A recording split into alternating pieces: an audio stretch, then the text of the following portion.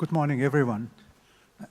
Dr. Kamalin Pinitpukdi, the Executive Director of the International Institute for Trade and Development. Dear colleagues, ladies and gentlemen, I hope you would permit me, as somebody who is aging, getting to be quite advanced in age, that I would have the tendency to reminisce a lot about some of the good and not so good old days. When I was asked to speak about this disorder, the global disorder, and the impact on trade regime, actually, Dr. Kamalin would like me more to talk about how we can reconstruct a new global trading regime, which I think it's somewhat beyond my capacity to do that. But although I will give it a try, so I asked for a small revision of the title to be talking about the impact on the events in the global trading scene. But before I go on and do that, as I was already asking your permission for me to reminisce about the old days, I would just start by reminding you of the old maxim again by a great author called Aldous Huxley, who used to remind us all the time, and I am somebody who actually took economic courses in history as one of the most important courses in my economic education. And Huxley used to say, and I quote him, that one of the lessons of history is that we don't learn from the lessons of history. So this is history. We know history, we think it will never repeat, and yet it will come back to haunt you time and again.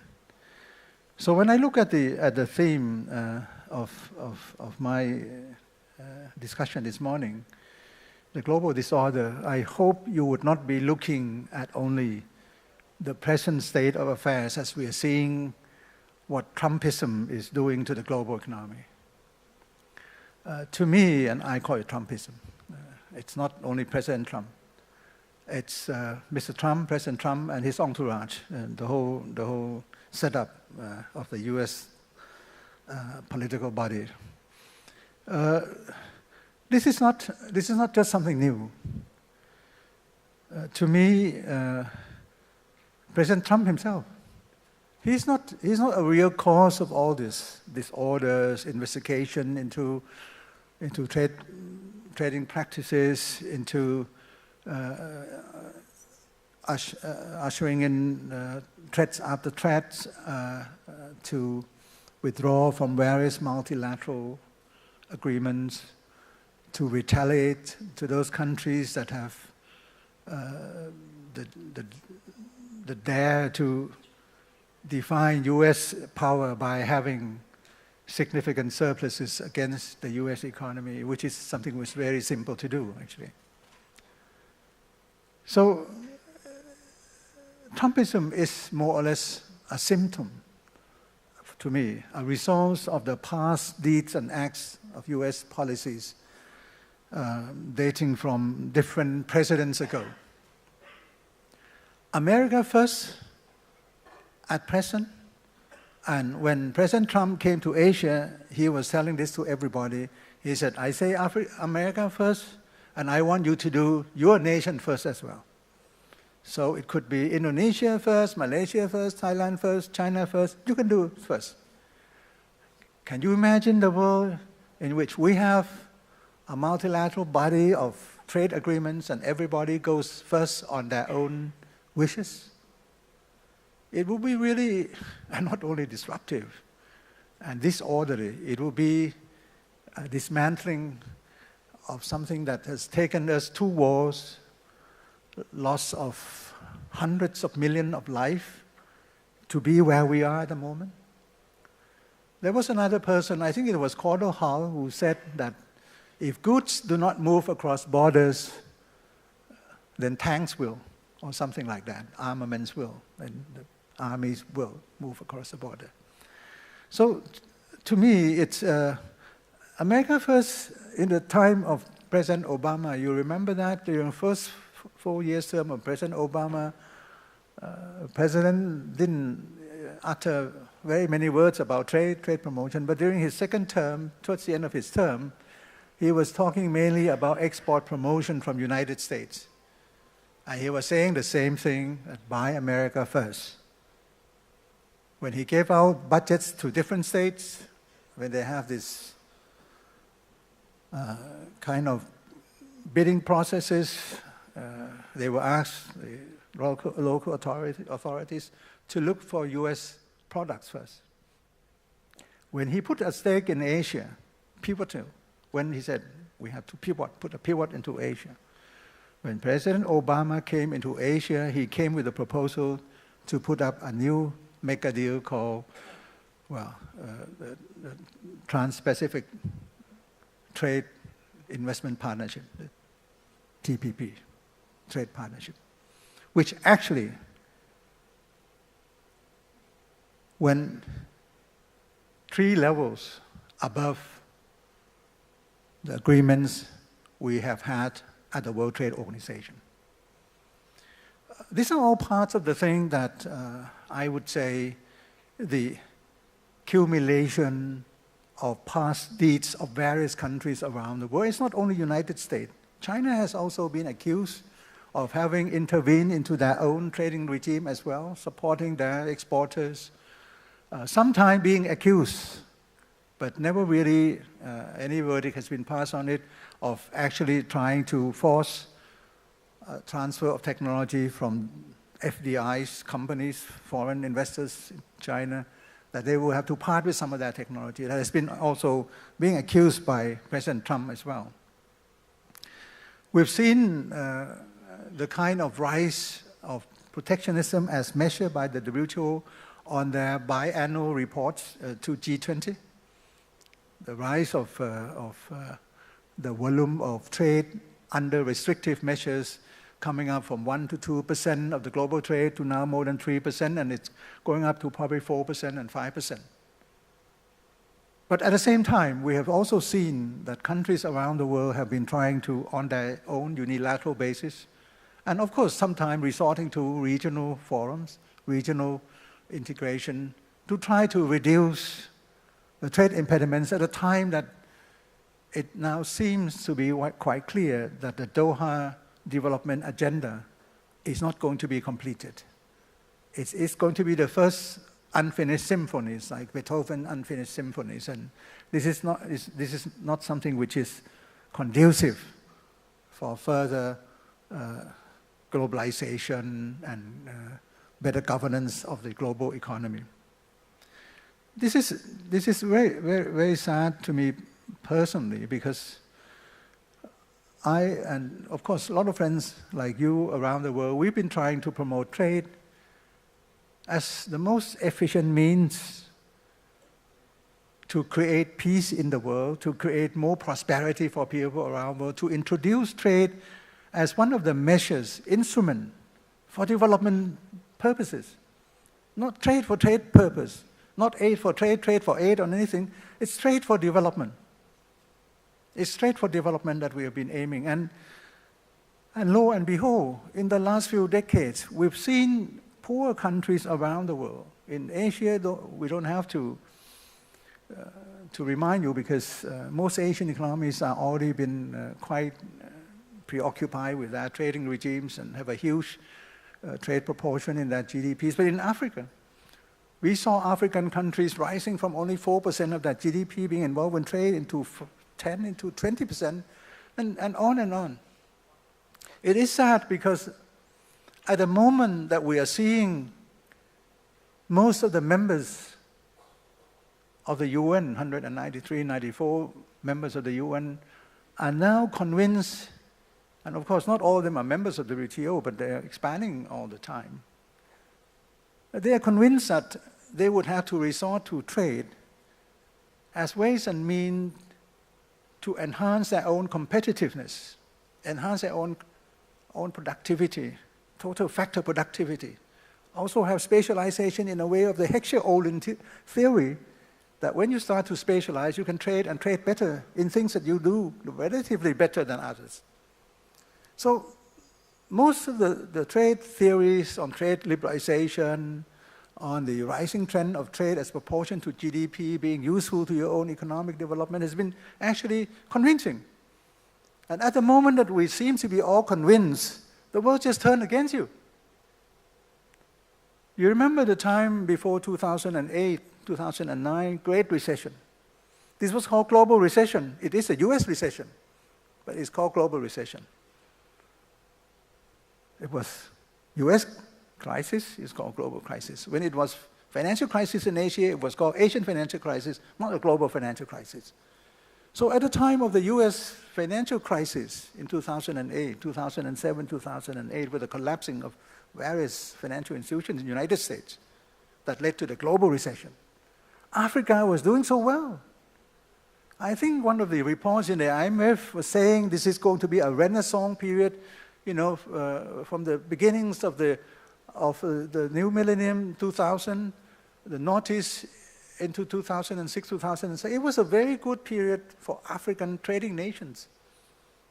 Their export began to grow by the likes of 6, 7, 8%, which is not normal case for Africa. And they begin to make use of the trading regime for their own economic development. And yet, at the moment, things seem to be turning on its head. So this is something which is rather sad. And I had to mention it because it's something that is very difficult to explain to the rest of the world when we've been successful in trying to convince people to open up, to liberalize their own trading regime, to be member of the multilateral agreements at the WTO, to come to the WTO for their own disputes, to be now at the moment awakened from their dreams that this is not going to be the case now. This is the new, what they call the normal, I don't know what, the normal order or, the normal state of affairs. It's not, to me, it's not normal. It's absolutely not normal. It's going to be a trend which is leading into the, I would say, crisis of deglobalization. Now, some of us may feel pleased because in the past, globalization has not really been directed in a way that it would lift all boats, as our former UN Secretary General Kofi Annan used to say, that the rising tide of globalization never had the results of lifting all boats. It lifted mainly the yachts, rich people yachts, fine boat, expensive boat, but it sunk all the small catamaran and all the boats, fishing boats and things like that. My former boss, Ban Ki-moon, and I think others of our people at the UN used to say that, we're not here to help people on the Wall Street, on the main street.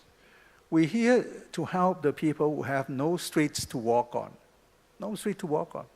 So the philosophy of the way that we want to drive globalization into the area that we would have the kind of globalizing trends that will be useful to developing countries, that you would have the benefits of partaking equally into the system, being not in the driver's seat, but helping to drive a little bit, to participate in the management of the globalization, to see to it that the things that you are good at would be taken up in the globalizing world, and also to see that there are some remedies when you are badly hurt because there's some crisis or recession that you're just innocent bystanders, and then you have to accept all this. So we've been working very hard, I know, and my dear friend, Dr. Kitui at UNCTAD, we've been working very hard to drive this point forward. It's not aid for trade. I originate aid for trade when I was at the World Trade Organization.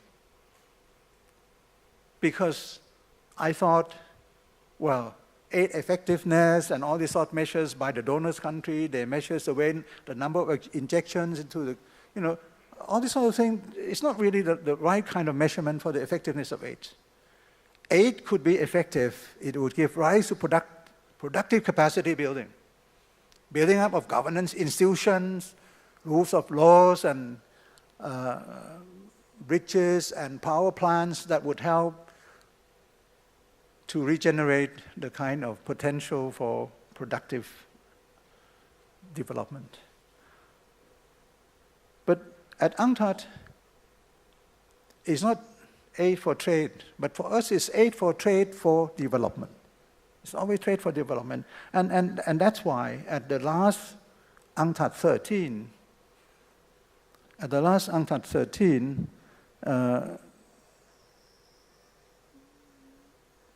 in Doha, Qatar, before the last one, which was headed by Dr. Kitui, the one that I used to help manage, UNCTAD 13 in Doha, we managed to try to come up with the ideas that because of the disorderly global system, globalization, you cannot always influence the market, but you can always try to lead international multilateral institutions in a way that we would put development-led globalization on top of our agenda. This is a precursor. I mean, because this meeting took place in 2012. The last one, UNCTAD 14, was 2016. This UNCTAD 12, which my last UNCTAD conference, it was 2012. It was at a time before the UN came up with the Agenda 2030. Agenda 2030 to be able to determine the sustainable development goals. I would say it's a precursor to the UN SDG, the new goals that we've set up for sustainability. Yesterday, Dr. Kitui actually mentioned it by calling, what I did at that time was to call it humane development, humane globalization. Same thing, and that is the right terminology, what Dr. Kitui said yesterday. I call it development-led globalization. In the first instance, I call it development-centered globalization. Very strong. I call it development-centered. Globalization will have to move around areas of interest for developing countries, not to give assistance, not to give aid. At the moment, the overseas development aids, ODAs, it's nothing. It's much less than the transfer of money through remittances by those migrant workers, which is 2 or 3 times now the size of ODAs. What we need is a kind of means, direction of different multilateral organizations, ranging from the World Bank to the IMF and to the WTO, to other international organizations under the agencies under the UN system. But we have to target development needs. I will come back to some of the points that I made with my development-led globalization. But I want to, again, sorry, because I said from the beginning, I warned you that I will be reminiscing about the past history. Because for me, the past is something that you should learn from, and it doesn't go away. When I proposed the thematic title of development-led globalization, actually I proposed development-centered globalization. I was actually brought to the gallows. I was castigated, and they said, no way. I mean, globalization, you cannot be centered around development. It's nonsense to be seeing things, what is inside out, something that you would give ownership to the countries themselves so that they can determine that. It's nothing. It's not going to work that way. And I was very critical at that time because I look at the agenda. You remember the agenda of G20? The agenda of G20 from 2007 or 2008 was never really determined by development agenda until I think it's the first, second, or third, or fourth G20 meeting, after the first one led by former President Bush in the United States, another one led by the Korean president, I think it was Mr. Notawu or somebody there. That was the first time UNCTAD was consulted as to how G20, having always put development concerns as an afterthought. I mean, they have talked about everything. They talked about mainly they would talk about tax haven at the G20 in those days, tax haven. How can we catch all those people who evade taxes under the regime of taxation and things like that? They would talk about something of great interest for the developed economies. And always development assistance, development center thinking has all been left, I said, as an afterthought, as an annex.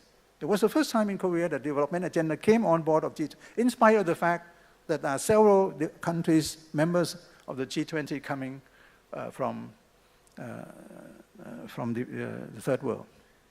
And I always had a concern, because in order to try to bring new order into global disorder, we cannot leave the kind of governance only in the hands of G20 or G7 or G8, which seem to be driven more by their own kind of preoccupations. You can see the way the US, I say this quite frankly because now I'm out of the UN system, so they can do nothing to me. US, the EU, Japan, when they want to drift out of their own recessions, when they do the first QEs, quantitative easing, second quantitative easings, third QEs, US started, Japan joined it, Europe joined it, still lingering with it, US is trying to draw back. It's all actually looking only at their own domestic economies to flood their economy with as much cash, as much liquidity as possible. Somebody was saying, how can this be the real solution? Because the thing was that the Ordinal Crisis in 2008 was created because there were excessive borrowings in the market, excessive debts in the market, abundance of cash borrowed, first mortgage, second mortgage, third mortgage, and lo and behold, when all this market collapsed, asset market collapsed, everything was gone, all the collateral was gone. So it's a strange thing to be seeing that because of the excessive borrowing, excessive liquidity was supposed to be cured by excessive liquidity. That's why I thought it took us so long. It took us more than 10 years using trillions, I don't know, lost count, must be more than 5 trillion US dollars to be able to come back on track a little bit in the United States, to jump from one recession into another recession in Europe, Japan coming back, dumping in a lot of cash, with the results that the cash that cannot find place in those countries will overflow into the economies of the emerging markets. Emerging markets, knowing nothing, have been hit by the crisis, trying to recover. They became the engine of growth, producing some order in a disorderly world. Asia took up nearly half of the global growth in the last 10 years, more than half of the global growth in trade, and nearly 70% of the global international network of production, the so-called supply chain. So Asia has been really the engine of growth. Manmohan Singh, the former Prime Minister of India, used to tell me that we are the global public goods in Asia. We are the global public goods. We are doing good things for the world. But look at the way the whole disorderly world has been resolved by those in power around the world. Caring very less for the rest of the world, caring as how they would come out, dumping out cash flowing to nowhere except to the emerging markets with high interest rates and stable economy. Particularly in Asia, we had high interest, higher than in the more advanced economy. Very stable economy, very low inflation, good balance of payment, positive balance of payment, healthy export expansion. So money came in. But it drove up all the exchange rates in this part of the world into some time when it came out, when the huge funds come in big chunks, currencies would just move up on their own without being backed up by the real growth in the economy, by the competitiveness or productivity being increased. No, because of the fund movement. So the fund movements around the world, in the disorderly world that has not been well governed by the likes of G7, G8, or G20, or whatever Gs, have been actually producing negative impacts on those poor economies in Africa which try to link themselves to global trade. Emerging markets, which have been the backbone of the new growth, being saddled with new kind of economic realities that they have to face that they don't know what to do. I mean, they cannot reduce interest rate anymore to reduce the impact, the pressure on their currency, but currency keep going up. So in this disorderly world, there's been really no one who is taking care of us in a real benevolent way. I never believe anyway. I mean, we are all doing things for our own interest. Let's admit it. We will be saying things at the international forum, all the nice things. I have been to a few, sorry to digress, because like I said, I have to reminisce about my old days with my advanced age. I've been to a few, well, it was G7 or G8 meeting in the old days. And I used to say frankly to some of the leaders of the world, which I thought was my sincere remark. I said, don't make any remarks anymore about global trade. Every time I participate, or I listen to what you said about global trade, that today, tomorrow, we will go back home, we will order our trade ministers, go and finish the trade round. Not tomorrow, finish it today. You go back and read all the past communiques of the G7 and G8, G7, communiques of G20. They made repetitive comments about leaders of the world agreeing on unrestricted trade, transparency, non-discriminatory, open trading system and everything. And you see what they do. You see, do as I say, don't do as I do. This is the kind of motto they have. And so in one meeting that I was really exasperated to, I said, please, believe me, if you do this, you would lose your credibility. You're losing credibility. You as leaders of the world, you cannot even order your own commerce ministers to go back home and try to pave the way to agree on some very simple things in the trade rounds. You go and do this on a regional basis. You go and do mega deals here and there around the world. You do 20s of the mega deals. And yet, on the one deals that you would do at the WTO, which has much lower level of conditionalities than the one that you do around the world, and you cannot reach it. Please don't repeat this message. It's ridiculous. It's embarrassing. Embarrassing to you, embarrassing to me, because I go back home. I have to tell my colleagues, Ambassador in Geneva, that now your leader is saying this, please follow up. Nobody listen. I go into a negotiation after negotiation, and they never listen. I ask sometimes, do you have any links to your own national capitals? Are you speaking on your own authority or authority from your capital? Somebody from the capital must have given you some order to do this sort of thing. Sorry to be telling you all these stories, because you would see how difficult it is to manage things to move in an orderly, multilateral world, which we all would like to see. Transparency, unrestricted, non-discriminatory. When I did this at UNCTAD 13, I was reprimanded for many things. First of all, Mukisa yesterday said already that I was ridiculed. I think he used the word ridicule even to use the word development center. I had to reduce my stance, lower my stance, and I agreed to development-led globalization. But I was also not ridiculed, but I was severely criticized for my inclusion of the causes of the Great Recession 2008-2009 into the UNCTAD report to the membership at the UNCTAD 13 meeting. I was asked this question, what is it of relevant to UNCTAD work? Development? Do you have to be concerned with the recession in the United States, creating by subprime credit and everything? This is our own affair. We want to deregulate, we deregulate. We want to throw away the shadow finance to all of you around the world, and it's your business to see to it that you deal with it. I was really asked to reduce, really, this is fact. I can tell this now because this is a true story.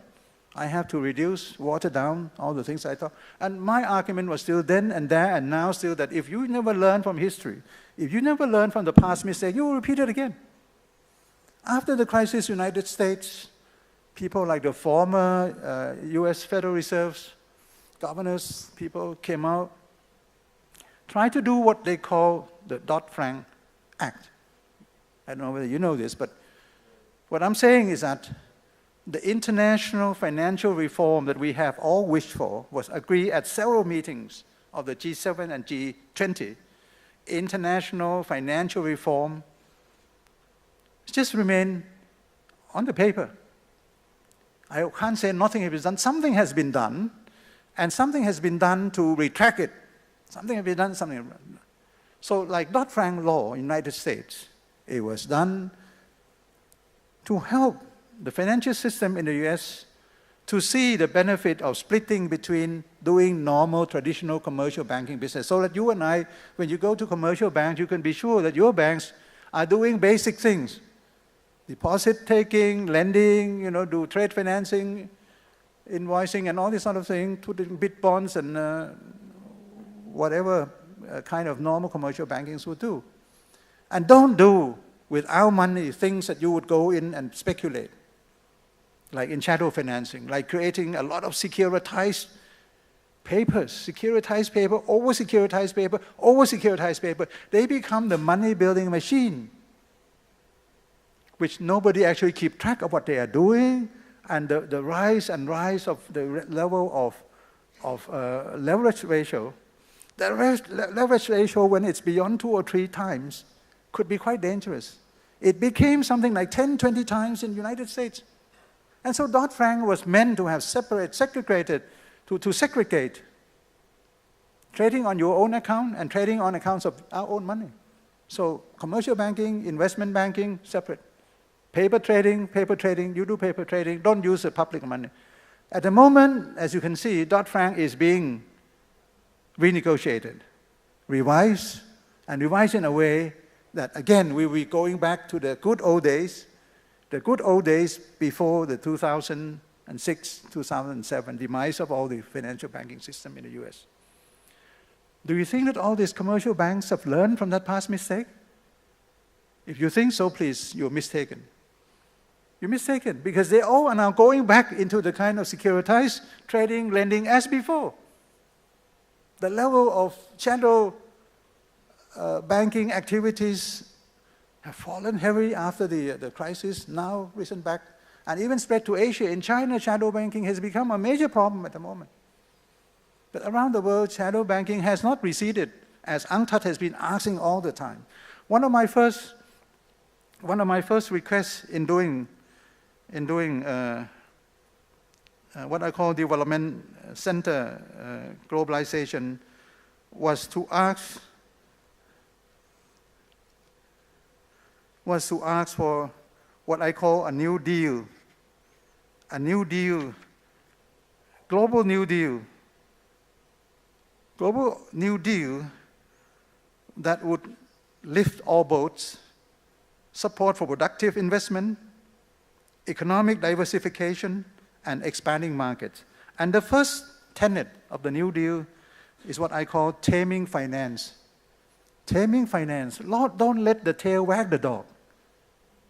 Don't let the tail wag the dog. It's been the tail wagging the dog. The finance wagging the real economy couldn't be. It would lead to disasters, and therefore, standing here, I can easily predict again that if this, you can just track it.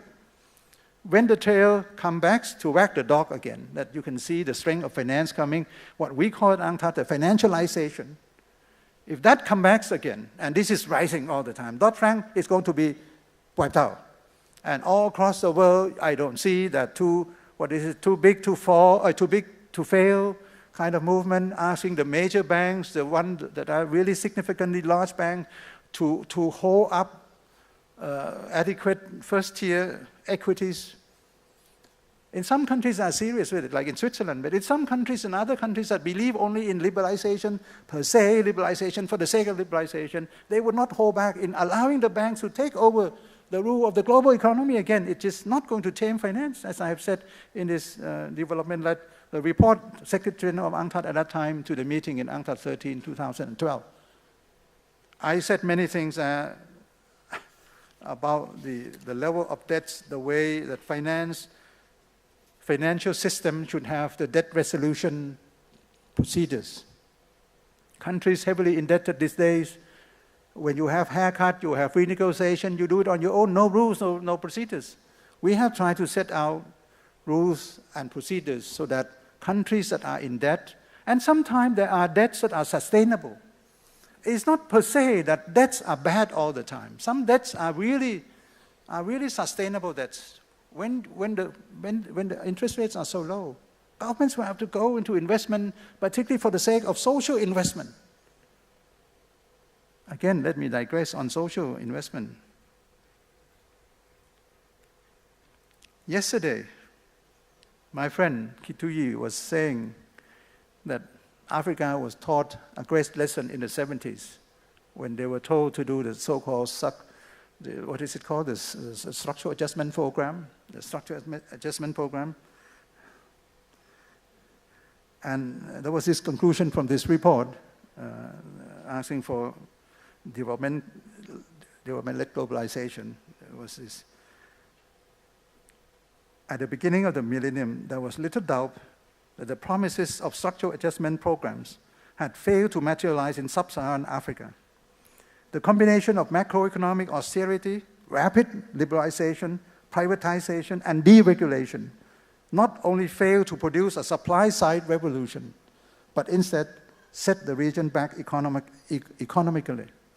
Productivity growth stalled in most sectors, and the informal economy has grown rapidly since the onset of the international debt crisis in the early 1980s. It harked back to 1980s, but now again, yesterday again, I think Dr. Kituyi was saying there's another rise in debts again, although not national debts, but debts through the corporate sector and household sectors. In Asia, the rise of the debt of the household sector is alarming. It's alarming. Countries like Malaysia and Thailand, household sector debt is around 70 to 80% of the GDP. This is, I don't know whether it's really acceptable, because we think that because of helping the poor, we can put them into indebtedness, and by doing so, they would have more power to purchase things like that. It's not like that. Sorry, I have to keep my time. So many things more to say, but I just read a book by Mr. Mervyn King, Galvin King. I would recommend you to read this book. If you want to know the real story after the crisis and how people try to manage the system. It's just double standard. When we had crisis, we were told to do one thing: don't let the finance people, fiscal policies take hold. You go and try to liquidate all the badly behaving financial institutions. When it happens in the West, it's say we all go in and save them all and rescue them with the tax people. It's just the other way around. Now, what happens at the moment is that it's not only that we're not moving away and getting to the level where we can have trust in the new system. What Mervyn King was saying in his book was this. I just take some parts from it because he has written a very good book.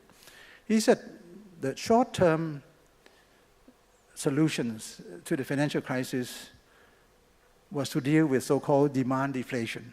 You remember the demand deflation because people have been overly indebted, so they reduce their debt, they pay back their debts, they try to deleverage, unwind their debts and everything. So there is a deflation of demand. So in order to keep the demand up, put in the money, even if you can go up the helicopters, they said, and throw down bunches of cash, do it. You know, put money into everything, and then the economy will grow up. Mervyn King said, well, that is the alchemy of finance. That's a book called Mervyn King, the book of Alchemy of Finance. It's the book I like so much. It's one of the best books I've read in the last few years to describe what happened, what should not happen, and what should happen after the crisis. So he said that was really something which is not the right solution. It may be looking good at the beginning to help stall some of the beginning of the crisis. But for long-term belief in that kind of rescue operations, that everyone has the feeling that you are always guaranteed by the government, this is disastrous. If you believe in the market system, and you also have to espouse a kind of policies that would say government guarantee everything, it just doesn't work that way. So Marvin King, as with UNCTAD, I don't say it, we tried to invite him to come to UNCTAD, he never came. But anyway, what he said was something the same thing as we said in UNCTAD. We believe in the building up of real productive capacity. Real productive capacity. Don't let the tail wag the dog. Dog has to wag the tail. Dog has to set the way that we move forward in the way we have to invest. Now, before I end, I have a few stories to tell you, and then I would be saying something about this report to UNCTAD and the report I used to do when I left WTO some years ago. When I left WTO in 2005, I asked a consultative board led by another friend of mine, Peter Sutherland, former Director General of WTO, to do a report on the future of WTO. If you can, this book is out of print long ago because it came in 2005. But from time to time, I'm still being called back, particularly by the European Parliament, very wise Parliament, European Parliament. They call me back from time to time. Supachai, come back and discuss with us your antiquated proposal in the future of WTO. And I was most willing to do it, and I would make some comments of this book. Just a little. It's not very thick. It's easy to read. It's not a forecast of what is going to happen or what happens today, but it's a concern expressed in this book that the future of the WTO will be a bit difficult to manage. And therefore, we have to prepare the WTO for the future. I left this book report with the WTO, and I recommend my dear friends who are working in the area of trade to read it, not because I have not authored it. I managed, supervised the way, actually Peter Sutherland, who is the chairman, together with many friends like Bhagwati, Hamada Sang, John Jackson, the father of the GATT, all these people have been, Celso Laffer, the former head negotiations, foreign affairs minister of Brazil, they all helped write this book, which has got a lot of interesting message. Now, before I do this, just to convince you again, I don't know whether you need convincing or not, but just to convince you again that we are actually running at the moment a great risk of disorderly global governance ruining the kind of achievement we've done in the past 20 years. There are now 3 books that if you have the time of this world to read, even if you read the concluding chapters, it will be useful. 3 books.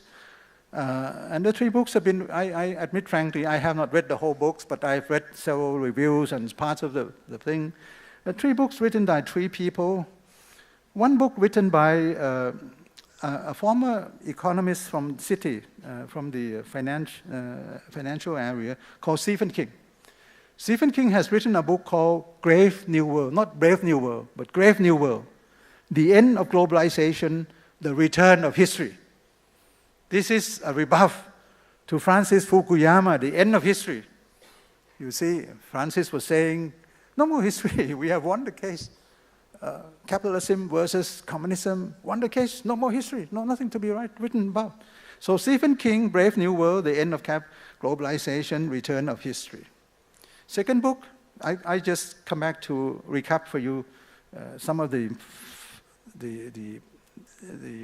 thesis.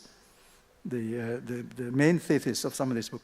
The second book by Bill Emmott, another friend who used to be The Economist, the magazine editor, Bill Emmott. He's retired from Economist some years ago. He's a former editor. And he's written a book called The Fate of the West, The Battle to Save the World's Most Successful Political Ideas. This is the ideas of liberalism, openness, democracy, whatever, the laissez-faire kind of thinking. The third one is written by a Cambridge professor. I don't know whether I pronounce his name correctly or not. He's called Finbar Livesey. This is another important book and very much of relevance to today's technological transition period. It's a book. The book is called From Global to Local. See, this is also deglobalization. From global to local. The making of things and the end of globalization.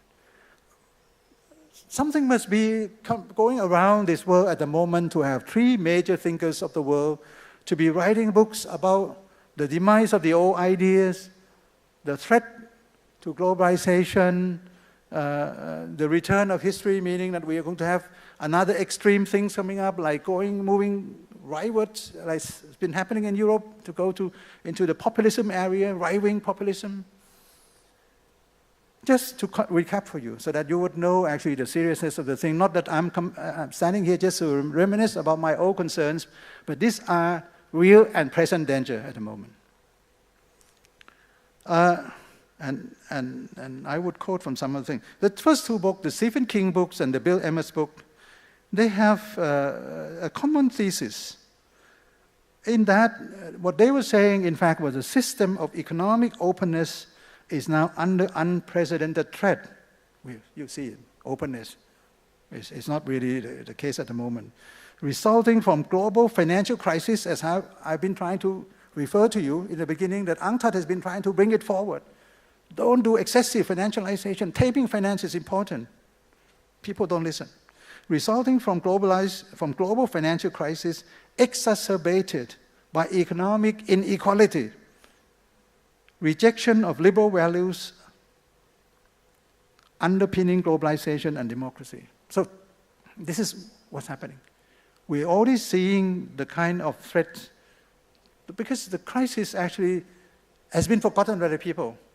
But the remnants of the crisis, the financial system that is being reborn, will be reborn in a way that we have already forgotten history.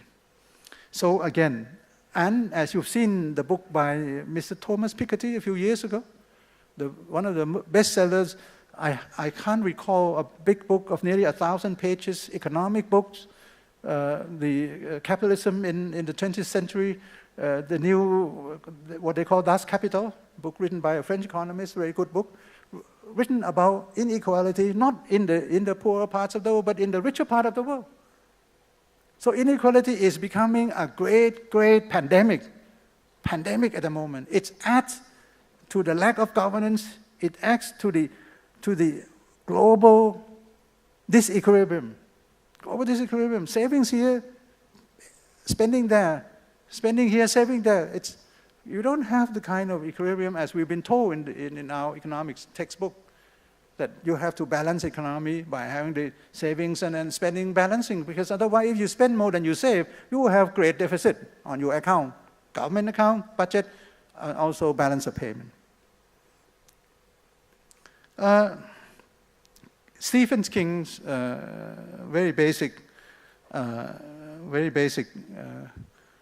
conclusion was that global organization for financial flows will have to be set up. He called it Global Organization for Financial Flows to resolve cross-border financial crisis. He believes that we're going to see the return of financial crisis. I do believe as he does. It's not going to be this year, next year. It will come at a time that you don't think there will be a crisis. We don't think there will be a crisis. It will come. And next time it may come in staggered manner. It's not going to be maybe the whole global crisis that we've seen in the 2007 crisis. It may be some parts of the world that are going to see crisis.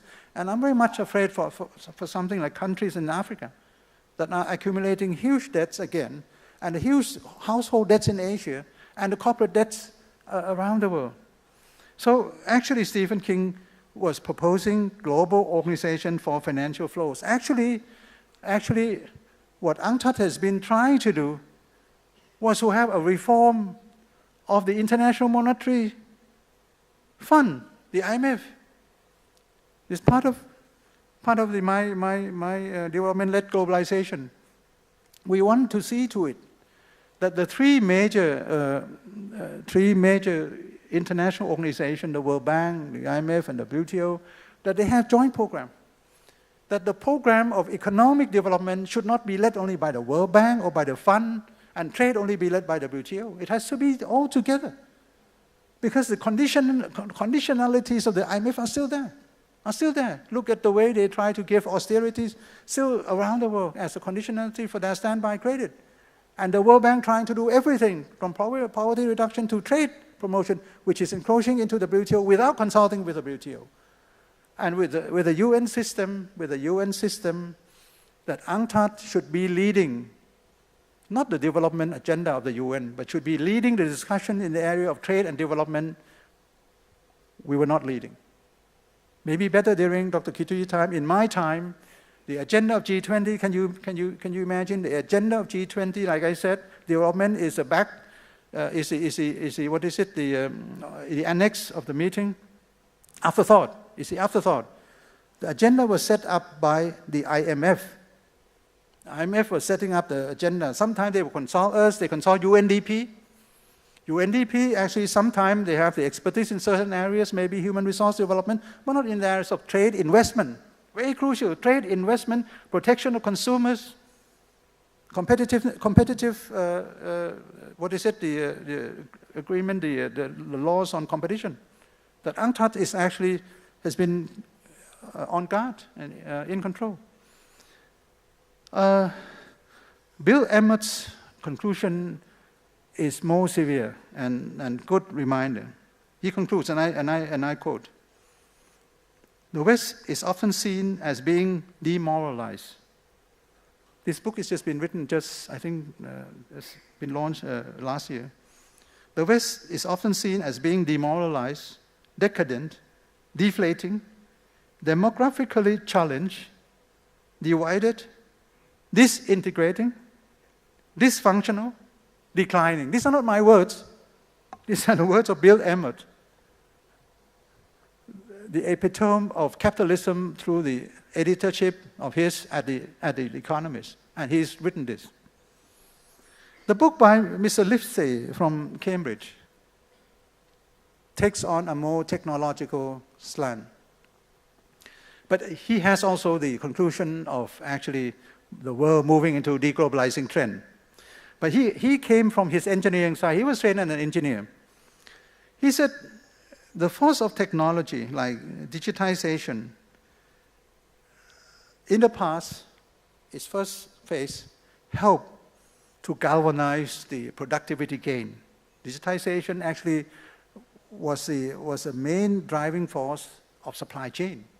When you can control information around the world from anywhere in the world, when you can coordinate production around the world, digitization has helped very much to bring about the kind of supply chain that we all in Asia particularly have enjoyed so much. But his conclusion is this, that the next phase of digitization, which has gone very far, that what he said was robots are now cheaper in replacing even those cheap workers manufacturing products around the world. And the process of reshoring is taking hold and moving some of these activities back from the overseas FDIs around the world and moving back into the original place of their the rise of the technology.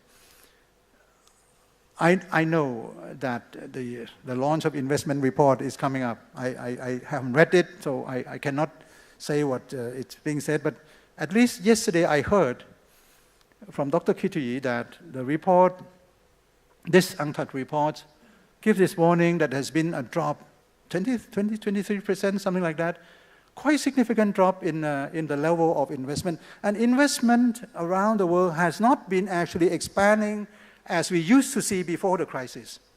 You look at UNCTAD report, year after year, we expected investment to come up, FDI, so no. It happens sometime in a little way, and then it dropped back again. And I think it has been doing this in the last few years. A little bit, move one step backward, one step forward, 3 steps backwards. So again, last year we saw again another massive drop. And maybe it's because of the lack of merger acquisition and in the advanced country, but it's a sign of the time. If the whole world is awash with liquidity, as we've seen in the last couple of years, the last 10 years, the world is awash with liquidity, and people don't use the liquidity to invest. What is happening to this world? And can you kill it by just again putting in more liquidity?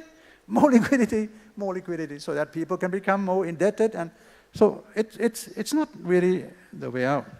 The way out, as I saw, I will not explain to you, but I give to you the major points that I raised in this report in UNCTAD 13. The first one is taming finance. Second one, turning trade and investment towards development. This is clear, but the message is full with things what I said today, that don't let the finance whack you, but investment will have to be responsible investment, particularly in agriculture. We have even gone very far in those days to conceive of a special kind of investment in agriculture. We call it principle for responsible agriculture investment, because we saw that in order to kill inequalities, you need to raise productivity in agriculture, not only in education, but agriculture actually drives up the kind of farm income that has been really moving sideways and backward. The third issue was managing new threats. This is environment, how to protect the excessive use of natural resources, and how to set up funding so that we can go through green economy, and how to have transfer of technology. At the UNCTAD 13 meeting, I was reprimanded for taking up the gauntlet of saying that the crisis this time hits the poor countries more than the richer countries. And it originated in richer countries. We have to remember that. If crisis happens in poor countries, mainly kept quite contained because they don't have the impact on the rest of the world. But when the crisis happens in major economies around the world, that is a kind of crisis we have to be aware of. And this I said in the book, and at the time that I want to do, and it was said, no, none of your business, you don't analyze it, you don't know as much. And I thought, this has still impact the statistical recovery of the poor countries in Africa and the rest of the world is statistical. It's not the real recovery, because they're still lingering under the threat of the protectionism and the slow movement in global trade. A lack of conclusion in the global trade round, though our agenda has very little development agenda left. Number 4, governance matters. And by governance, I mean, let's say, G7, G20 should not be driven by the agenda of IMF. It should be driven by the agenda of ECOSOC, Economic and Social Committee at the UN. And UNCTAD should be part of the understudy of that agenda. This is what I believe. You may not agree, but anyway, that's what I wrote there. A few more things, but one of the things was what Mr. Kituya said yesterday also. I started a program on South-South trade in a very strong way. We have concluded a trade round. I don't know, this is not being publicized around the world, but we have concluded a trade round. The trade round for developing countries among developing countries themselves, that they are supposed to be reducing some of the trade impediment among themselves. It was not actually paid any attention around the world. I don't know. Agreement may still exist. I want it to be revived. Maybe Mr. Kituyu will revive that, because it's something that we see as a kind of the light at the end of the tunnel, that although the whole world is not really going into external trade anymore, at least South-South trade has been expanding far faster than the global trade expansion. South-South trade is now more than 50% of the global trade anyway, and expanding very quickly. Now we've just seen the new integration effort in Africa, very significant effort and very good positive effort, that all the 10 or 15 economic integration in Africa are grouped together under one Pan-African group. It's one group. So it's a time that Asia should be looking towards Africa to work together more, not on a bilateral basis, but on big issue, continent to continent. If you talk about regional integration in Asia that is moving forward under, I don't know, ASEAN Economic Community or RCEP or TPP or the new TPP, if we can try to reach out to Mercosur, to new Pan-African efforts, and particularly in the areas of financial integration. This is another point that I mentioned in this report. And again, I was ridiculed. Because the idea was ridiculed during the financial crisis in Asia in 1997, when we in Asia thought of setting up a new Asian Monetary Fund, AMF, it was shut down by all the major players as an IMF because they said the Asian monetary funds will be doing things below the grade of IMF, cannot be trusted, no credibility, don't do it. Although we accumulate much larger size of capital than the rest of the world. You look at the reserve of China of 3 trillion. You look at the reserve of smaller countries like Thailand at the level of 200 billion US dollars, much more than we need. And all this 67% of the reserve of the world, I was told, are accumulated in Asia. Balance of payment surpluses in Asia, sometimes too much, I agree. So this is a place where we should be doing the expansion, the multilateralization of the Chiang Mai initiative, which UNCTAD has been supporting. Actually, before Dr. Kitty came, there were some meetings in China and in the United States on how to have a cooperation between the Chiang Mai initiative and the initiative in Latin America so that we can have a sort of a global funding support, like the one that Stephen King has been thinking of. We have thought about that long ago and put it in this report, that we should have a multilateralization of the Chiang Mai initiative and put it on the text.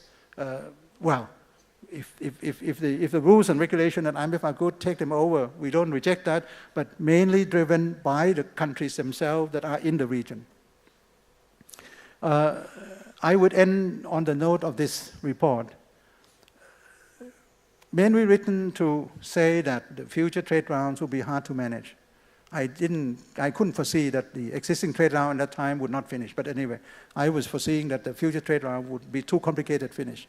So my intention was first to find a way to efficiently manage trade rounds. Secondly, to strengthen the WTO Secretariat, not to denude the Secretariat as is happening at the moment, to strengthen the Secretariat and to strengthen the role and authority of the Director General. Director General can do this, do that, doesn't have any authority because everything he does, he ought to say is member-driven. And Lamy one time, when he was in the midst of his crisis, he sent me a cartoon. It was a car crash into a tree, Lamy standing beside, and the car was called the WTO, and the members driven sitting in the car. It crashed into a tree. And Lamy sent that cartoon to me, and I sent back my remarks to him that this is what I also saw in my time, and he saw in his time. Members-driven, member-driven. Sometimes member-driven are good, but sometimes members will have to be driven by something beyond members' narrow individual interests. I have initiated several initiatives in the WTO to try to expand that narrow-minded, narrow initiatives, interests of the members. I set up, for example, the first time memorandum of understanding of the WTO. The WTO never actually, I can say this frankly, before my time, the WTO looked down upon UNCTAD. They said UNCTAD is UN, they work with the poor, we work with the rich and everything. So no MOU ever signed or kind of cooperation between UNCTAD and the WTO. I didn't see it in my time. I was the first Director General to have concluded a deal between the WTO and UNCTAD that we have an MOU. I wanted the WTO at that time, I was there, the WTO, to work with UNCTAD. When I was at UNCTAD, I was trying to work with Lamy. So this is the kind of thing that we need to do so that we can have a development-led agenda. It's not only the WTO and UNCTAD. It's a World Bank, IMF, WTO, and the UN system. When I went to the annual meeting of ECOSOC all the time, at the WTO as a director, I always went there. When I was at UNCTAD, I always went there because the ECOSOC meeting, when they have the annual report discussion, they ask the heads of all the international institutions to be there, World Bank, IMF. I never saw my colleagues from the World Bank and IMF going there. But of course, the WTO, Lamy came, I used to go there, UNCTAD, we came. And so there was no really a kind of discussion and harmonization of the work we have to do. My last remark from this thing, many remarks in here, but the last one is about the dispute settlement system. The dispute settlement system is a backbone of the World Trade Organization. It's something which is a wonder that humankind could conceive of such a system that every one of us in this world could accept as a single body of rules of law. This is the only thing here. It's in this rule. So the dispute settlement system, the dispute settlement body has to be strong, has to be neutral, has to be transparent, has to be non-discriminatory. Now, they have done wonderful job. But I think according to the setup of the dispute settlement, after a process of 10 years, we are supposed to be reforming this process because we've seen a lot of shortcomings.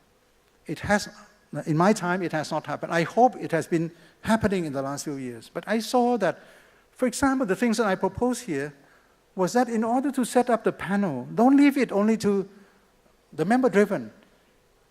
You try to set up some neutral body of experts in certain areas, that they are the one who can recommend the panelists on the appellate body. And don't let governments use their political clout and their hegemonic power to control this process. Because smaller countries with very good expert panelists in certain areas can come up. But they're small, and they're probably not recognized, and they cannot be supported by the major hegemonic power. So today, we are seeing a blockage by one big power in the WTO for the appointment of the appellate body. This is a very sad affair. It would be too hard, it would be too drastic to say this. I hope it's not the beginning of the end. I hope it's not the beginning of the end, that people are moving away from multilateralism into the area of bilateral cohesion, to coerce people around what I would like because I say so, and don't do as I do because I'm bigger than you, so you do as you. I think the kind of wars that we see today, the trade war, we've seen currency wars. To me, they are not wars. To me, they are just misguided trade, distorting, restricted measures. And one of the suggestions that I have been writing somewhere was that while we do the World Economic Forum's competitiveness, who is the best, most efficient, competitive, we should do also another negative list of countries who are the most restrictive in their trade policies. They are the rogue nations of trade. Do that, embarrass them so that the world would know who is doing that. Really. I can't see any other way to entangle the kind of web, the net that we have got ourselves caught in these days, that the deeper we sink into the globalization process, the deeper we sink into the transition from multilateralism to more bilateralism is something that we just sit back and do nothing against. Thank you very much for your attention. Thank you. Oh, thank you very much, Dr. Supachai Panitchpakdi, for the very insightful as well as the very powerful